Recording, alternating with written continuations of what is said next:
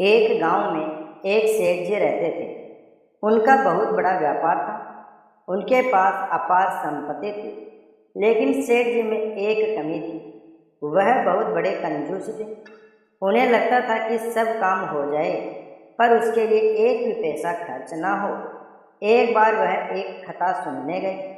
वहाँ उन्होंने सुना कि भगवान की पूजा करनी चाहिए, तभी जीव का कल्याण होगा। सेठ जी इस बात से बहुत प्रभावित हुए और एक महात्मा जी के पास गए।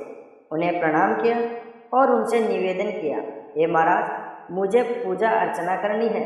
महात्मा जी ने कहा, यह तो अच्छी बात है, मन में इच्छा है तो जरूर करनी चाहिए।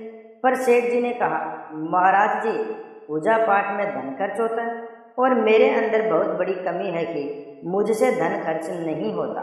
कोई उपाय बताइए कि पूजा पाठ भी हो जाए और धन भी खर्च ना हो। महात्मा जी मुस्कुराए और उन्होंने कहा, सेठ जी, मैं तुम्हें मानसिक पूजा की विधि बताता हूँ। उसमें धन खर्च करने की आवश्यकता नहीं पड़ेगी।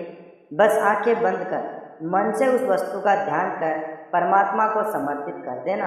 अब सेठ जी प्रसन्न हो गए कि बिना धन खर्च किए बड़ी आसानी से पूजा होगी।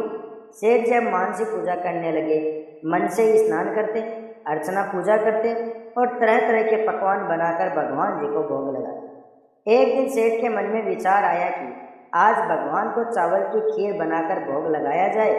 सेठ जी ने आंखें बंद करके ही खीर बनाना शुरू कर दिया।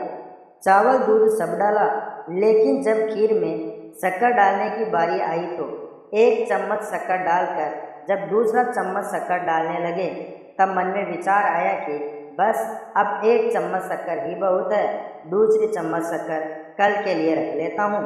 सेठ जी उस चम्मच को शक्कर के डिब्बे में वापस डालने लगे, तभी वहाँ भगवान प्रकट हो गए और सेठ जी से बोले, अरे सेठ, यह शक्कर तो खीर में डाल दो। यहाँ तो तुम्हारा कुछ भी नहीं लग रहा, तुम मन से ही तो खीर बना रहे हो। सेठ जी ने आंखें खोली और सामने देखा तो भगवान खड़े थे। इस तरह उनको भगवान के दर्शन हुए और सेठ जी का जीवन सफल हो गया। भगवान ने सेठ को इसलिए दर्शन दिए क्योंकि सेठ जी भगवान को मानते थे और सच्चे मन से मानते थे। दोस्तों, सभी के अंदर कमी होती है। सेठ जी के अंदर भी कमी थी, उनसे धन खर्च नहीं होता था, पर भगवान पर विश्वास था, इसलिए वह भगवान का दीदार कर पाए।